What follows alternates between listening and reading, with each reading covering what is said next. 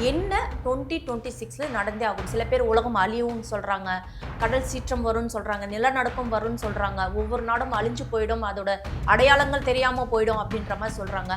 அரசியல் பத்தி நீங்க பேசுறீங்க, இந்த மோடிஜியிலிருந்து எல்லாரையும் பத்தி நார்த்து சவுத்து தெற்குன்னு எந்த ஒரு விஷயமும் நீங்க வந்து பார்க்கல, எல்லாத்தையும் இடிச்சு போட்டு பேசுறீங்க. ஓகேங்களா?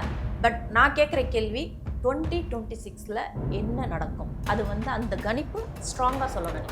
சென்னையே வந்து தண்ணியில் மூழ்கிடும். இன்னைக்கு ஒரு ஆலயத்தில் ஒரு கோயிலில் ஒரு சிலையை கொண்டு நிர்மாணிக்கணும்னா கூட அங்கே மாந்திரிகம் இல்லைன்னா ஒன்றுமே பண்ண முடியாது. அது எப்படி நீங்கள் வெறும் சிலை தானே, அது ஒரு கற்சிலை தானே, அதுக்கு எப்படி உயிர் கொடுப்பீங்க?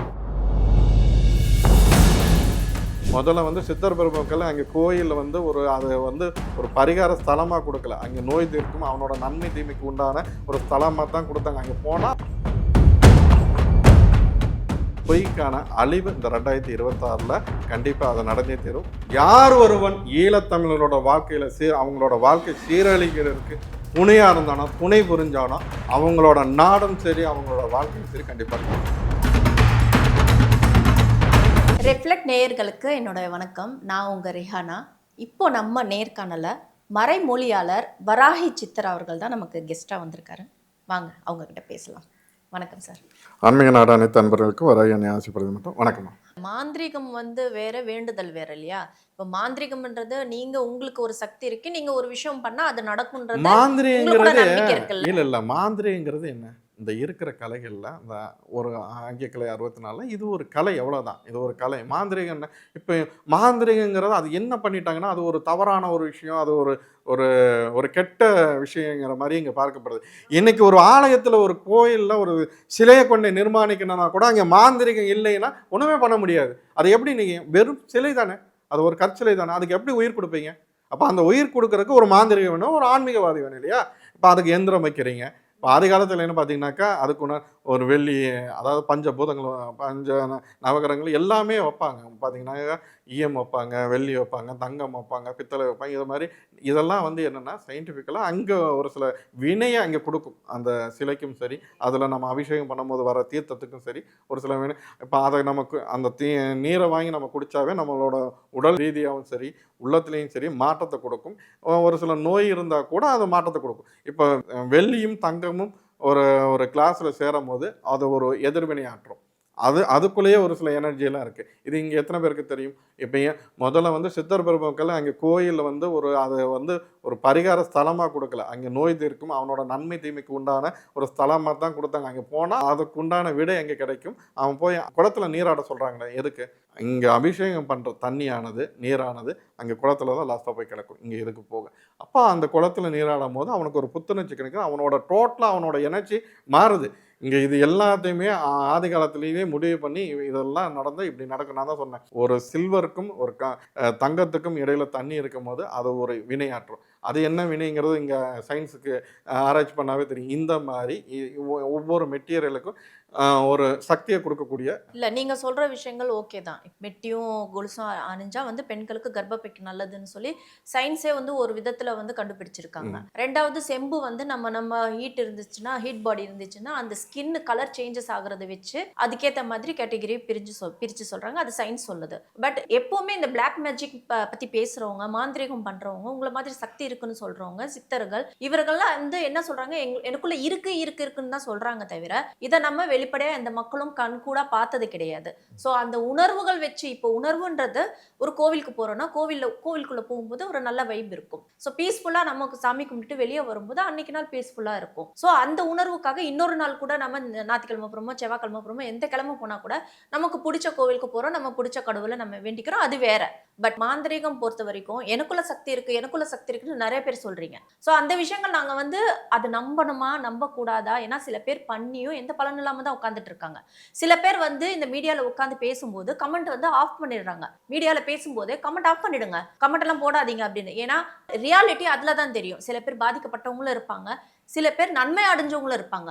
எந்த ஒரு விஷயமா இருக்கட்டும், ஒரு பிசினஸ் பண்றவங்களா இருக்கட்டும், மாந்திரிக பத்தி சொல்றதா இருக்கும், பிளாக் மேஜிக் பத்தி, இந்த பக்தியை பத்தி, கடவுள் பத்தி, எதை பத்தி பேசினா கூட இந்த கமெண்ட் ஆஃப் பண்ணிடுவாங்க. கமெண்ட் ஆஃப் பண்ணாலே மக்களோட நினைப்பு எப்படி தெரியுமா இருக்கு? பிசினஸ் பண்ணாலும், இந்த மாந்திரீகம் பத்தி பேசினாலும், தெய்வீகத்தை பத்தி உணர்ந்து ஆன்மீகத்தை பத்தி பேசினாலும், இந்த கமெண்ட் மட்டும் ஆஃப் பண்ணாங்க வச்சுங்களேன், அவங்க 420 அப்படின்ற மாதிரி நமக்கு அந்த மைண்ட் செட் ஆயிடும். சரிங்களா? ஆனா ஒரு சில பேர் சொல்றாங்க, பண்றாங்க, வைக்கிறாங்க. நமக்கு அது தெரியாது. மக்களுக்கு தெரியாது. இப்போ நீங்க வந்து ஒருவேளை உங்களுக்கு ஒரு சக்தி இருக்கு. நிஜமாலே உங்களுக்கு ஒரு சக்தி இருக்கு. பிரச்சனைகள் எல்லாமே நீங்க சரி பண்ணி குடுக்குறீங்க. அவங்க நோய்வாய்ப்பட்டு வந்தாலும் அது சரி பண்ணி தர்றீங்க. குடும்பத்துக்குள்ள இருக்க பிரச்சனையும் சரி பண்ணி தர்றீங்க. நீங்க அரசியல் பத்தி கூட நீங்க பேசுறீங்க. சில விஷயங்கள் அது எனக்கே தெரியுது. நீங்க சொல்ற விஷயங்கள் அரசியல் பூர்வமான விஷயங்கள், கருத்துக்கள்லாம் எனக்கே தெரியும். மக்களுக்கும் தெரியும். இது என்ன நடக்க போகுது, என்ன நடக்காது அப்படின்ற ஒரு விஷயங்கள் தெரியுது. பட் நீங்க கணிச்சு ஒரு விஷயம் சொல்றீங்க. இன்னைக்கு நான் கேட்கிறேன் உங்ககிட்ட. 2026ல வந்து 100ல 200% இது நடந்தே ஆகும் அப்படின்றது ஒரு கணிப்பு உங்களால சொல்ல முடியுமா? இது மாதிரி சொல்லக்கூடாது நீங்க. அந்த கூட்டணி வச்சா அவங்க ஸ்ட்ராங்கா அந்த அந்த விஷயத்துல அந்த மாதிரி சொல்லக்கூடாது. இவங்க வருவாங்க, இவங்க வரமாட்டாங்க. இது செய்யும், இது செய்யாது. இந்த மாதிரி வேண்டாம். உங்களுடைய கணிப்பு ஸ்ட்ராங்கா சொல்லணும். ஏன்னா, ஜனவரிக்கு அப்புறமா எல்லாருமே இந்த காணொளிய பார்த்து எல்லாருமே உங்கள கேள்வி கேட்கணும். அன்னைக்கு அவர் வந்து உட்கார்ந்து பேசினாரு. அது கரெக்ட்டா நடந்திருக்கு. நடக்கல அப்படின்ற ஒரு இந்த 2 விவாதங்களும் உங்கள வச்சு பேசப்படணும். அதனால இன்னைக்கு இந்த டிசம்பர் 2025ல நான் கேட்கிறேன். என்ன 2026ல நடந்தே ஆகும். சில பேர் உலகம் அழியும்னு சொல்றாங்க. கடல் சீற்றம் வரும்னு சொல்றாங்க. நிலநடுக்கம் வரும்னு சொல்றாங்க. ஒவ்வொரு நாடும் அழிஞ்சு போயிடும். அதோட அடையாளங்கள் தெரியாம போயிடும் அப்படின்ற மாரி சொல்றாங்க. அரசியல் பத்தி நீங்க பேசுறீங்க. இந்த மோடிஜியிலிருந்து எல்லாரையும் பத்தி நார்த், சவுத், தெற்குன்னு எந்த ஒரு விஷயமும் நீங்க வந்து பார்க்கல. எல்லாத்தையும் இடிச்சு போட்டு பேசுறீங்க. ஓகேங்களா? பட் நான் கேட்கிற கேள்வி 2026ல என்ன நடக்கும்? அது வந்து அந்த கணிப்பு ஸ்ட்ராங்கா சொல்லணும் நீங்க. இப்போ 2026ல என்ன நடக்குங்கிறது, நம்ம 2025ல என்ன நடக்கும், இந்த பழைய வரலாறு எடுத்தாவே நான் சொன்னது நடந்ததா இல்லையான்னு, இங்க பலரும் பல மீடியால என்ன சொன்னாங்க அப்படின்னாக்கா, இங்க சென்னையே வந்து தண்ணீல மூழ்கிரும். அந்த டிசம்பர் காலகட்டத்தில மூழ்கிரும். பாதி அழிஞ்சிரும் அப்படின்னாங்க. நான் ஒருத்தன் மட்டும் தான் என்ன சொன்னேன், அப்படி ஒரு நிகழ்வு நடக்காது. பெரிய அளவுல பாதிப்பு வராது. வானிலை இது கூட எல்லாமே சொன்னாங்க அழிஞ்சிரும். அந்த மாரியான ஒரு நிகழ்வு நடக்க நான் ஜனவரி 1ஆம் தேதி வரைக்கும் இருந்துட்டு 2ஆம் தேதி பேட்டி குடுத்துட்டு தான் இங்கேருந்து நான் கிளம்புனேன். இப்போ அந்த ஒரு விஷயம் இருக்கட்டும். இப்போ 2026ல என்ன நடக்கும்? இது அறுதியிட்டு, உறுதியிட்டு சொல்ல முடியுமா? 2026ல என்ன நடக்கும்? இன்னைக்கு இருக்க காலகட்டத்தில நான் அரசியல் இப்போ நான் ஏற்கனவே அத பத்தி நான் விளக்கம் குடுத்துட்டேன். 2026ல என்ன நடக்கும்னா, ஒரு 4 வரியில நான் அத முடிச்சிடலாம். 4 வரியில என்ன முடிச்சிடலாம் அப்படின்னாக்கா, உண்மை கண்டிப்பா வெளிவரும். பொய்மைய ரொம்ப நாளைக்கு வந்து இன்னைக்கு இருக்க உலக காலகட்டத்தோட நான் வரலாற சொல்றேன். பொய்மைய அதாவது பொய்க்கான அழிவு இந்த 2026ல கண்டிப்பா அது நடந்தே தீரும். உண்மை கண்டிப்பா 2026ல வெளிவந்தே தீரும். சில நபர்களின் அவர்களின் நாடகம், சில நபர்களின் முகமூடி கிழிக்கப்படும், உடையும். இதுதான். இது 2026ல நடந்தே தீரும். ஆசிய கண்டத்தில ஒரு பெரிய இழப்ப சந்திக்கிறதுக்கு உண்டான உயிர் இழப்பா இருக்கலாம், இயற்கை சீற்றமா இருக்கலாம். இது இருக்கு. ஆனா, இது நடக்குமா? நான் இந்த நெகட்டிவா நான் சொல்றது, இந்த அழிஞ்சிரும்னு போற போக்குல சொல்லிட்டு போறது, இது எதுவுமே நடக்கக்கூடாதுங்கிறது தான் என்னோட எண்ணம். 2025ல ஆரம்பிக்கும்போதும் இதத்தான் நான் சொன்னேன். எந்த ஒரு அதாவது இயற்கை சீற்றமா இருந்தாலும், மக்கள் சார்ந்து எந்த ஒரு துயரமும் அவன் டெய்லி அன்றாடம் ஓடிக்கிட்டு இருக்கான் அவனோட வாழ்க்கையில. இனி ஒரு துயரம் வந்து, இனி மழை வந்து, வெள்ளம் வந்து அந்த இதுக்குள்ள நான் போகவும் விரும்பல. அப்படி ஒரு எண்ணம் நான் இதுக்காகவே வருஷத்துக்கு ஒருக்கா, இல்ல 6 மாசத்துக்கு ஒருக்கா, அதாவது டோட்டலா இந்த பூமிங்கிறது நல்லபடியா இருக்கணும். மக்கள் சுபிட்சமா வாழணும். அதுக்கு உண்டான யாகத்த நாங்க பண்றது, அதுக்கு உண்டான வேலையும் நாங்க பண்றது பண்ணிட்டு தான் இருக்கோம். இந்த மாரியான ஒரு நிகழ்வு வேண்டாங்கிறது தான் என்னோட எண்ணம். அது வரவும் வராது. ஆனா, அதுக்கான வாய்ப்பு இருக்குன்னா, ஆசிய கண்டத்தில ஒரு மிகப்பெரிய சோகத்துக்கு, மிகப்பெரிய இயற்கை சீற்றத்துக்கு வாய்ப்பு இருக்கு. ஆனா, அது வரக்கூடாதுன்னு தான் என்னோட எண்ணம். அது வரதுக்கான வாய்ப்பு குறையிறதுக்கு வராகி அன்னை ஆசி புரிவாங்கிறது தான். சிலரோட முகத்திரை, முகமூடி இந்த 2026ல உடைக்கப்படும். உண்மைக்கான காலம் 2026. அந்த நபர் வந்து அரசியலா? இல்ல எல்லாம் செலிபிரிட்டியா? பொதுவா இல்ல பிசினஸா? ஒவ்வொருத்தரோட வாழ்க்கையிலையும் இப்ப நீங்க இருக்கீங்க. உங்களோட வாழ்க்கையில ஒருத்தன் நல்லவன் போல நாடகம் ஆடியிருப்பான். அவனோட முகத்திரை கிழிக்கப்படும். அவனோட முகமூடி உடைக்கப்படும். அதே மாரி உங்கள ஒரு பொய்மையில, அதாவது இந்த பார்க்குறவங்க பலருக்கும் தன்னோட வாழ்க்கையில பொய்ய சொல்லி சொல்லியே ஊட்டி வளர்த்துட்டு இருப்பாங்க. அவனோட முகத்திரை ஒண்ணு உடைஞ்சிருக்கணும். இல்லைன்னா 2026ல உடைக்கப்படும். அதாவது ஒவ்வொருத்தரோட வாழ்க்கையிலயும் இது நடக்கும். நமக்கு இதுவரைக்கும் உங்க கூட போலியா பழகுனவங்களோட எண்ணம், அவங்களோட முகமூடி உடைக்கப்படும். உண்மை கண்டிப்பா வெளிவரும். இது வந்து தனிப்பட்ட ஓ, பர்சனாலிட்டி எல்லாருக்குமே எல்லாருக்குமே நான் வந்து எல்லாருக்குமே எல்லாருக்குமே நீங்க எல்லாருக்குமே சொல்றீங்க. நான் சொல்றேன். அது வந்து நார்மலா எல்லாருக்குமே ஒரு ஒரு நல்லது பண்றவங்க இருக்காங்க, கெட்டது பண்றாங்க, நல்ல கேரக்டர் இருக்கு, கெட்ட கேரக்டர் இருக்கு.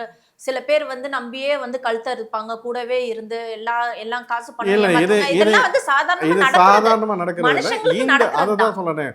ஒரு சிலரோட முகமூடி அது அரசியலா இருந்தாலும் இருக்கலாம். நம்மளோட நடைமுறை வாழ்க்கையிலே நான் பொது இருக்கலாம். வழியில ஒரு விஷயம் இது கேட்கிறேன். இப்ப லைக் நீங்க நீங்க சொல்ற விஷயம் வந்து ஓகேங்க. இது வந்து நார்மலா எல்லா லைஃப்லயும், எல்லா மனிதர்களுக்குள்ளயும் இருக்கிறது. முகமுடி கிழியப்படும், கிழியாம வந்து கூடவே வந்து இருக்கப்படும். அதெல்லாம் வேண்டாம். இப்ப நம்ம அது நான் இந்தியாவ சொல்ல பொறுத்த வரல. இல்ல. நம்ம இந்தியா நான் இது கேட்கல. இது இந்தியாவ உலகம் அழியும்னு சொல்றாங்க. ம். அது அழியாதுன்றீங்க. உலகம் அழியாது. உலகம் அழியாதுன்னா அழியாதுன்றீங்க. கண்டிப்பா ஒரு விஷயம். உலகம் அழியாது, அழியாதுன்னு நான் சொல்ல வரல. ம்.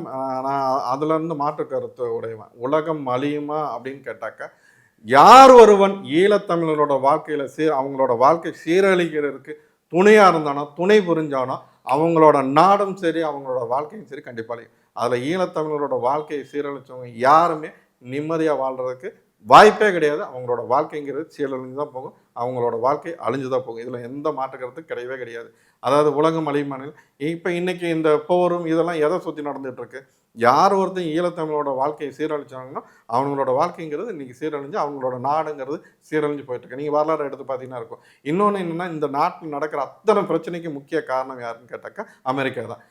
இன்னொன்னு பார்த்தீங்கன்னா, அந்த ஆளோட இப்ப இப்ப அவரோட அவங்களோட அந்த அதிபரோட காலமும், அவருக்கான அழிவு காலமும் 2026ல ஸ்டார்ட் ஆயிரும். இதுக்கு மேல ஒரு பெரிய விஷயம் தேவையில்ல. உலகம் அழியுமானா, யார் ஒருத்தன் ஈழத்தமிழரோட வாழ்க்கையில அவங்களுக்கு துயர குடுத்தானோ, அவங்களோட அதுக்கு சம்மந்தப்பட்டவங்க அத்தனை நாடுக்கும், அத்தனை நபர்களுக்கும் கண்டிப்பா அழிவுங்கிறது நிச்சயம். இதுல எந்த மாற்று கருத்தும் கிடையாது.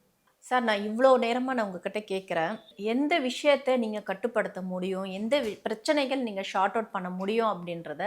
பட் நீங்க ஒரு விஷயம் சொல்றீங்க. ஓகே. அதனால தான் இந்த பிரச்சனை வரும் இவங்களுக்கு. இதனால தான் அந்த பிரச்சனை வரும் அப்படின்றத ஒரு விஷயம் நீங்க சொல்றீங்க. அரசியல் சம்மந்தப்பட்டதா இருக்கட்டும்.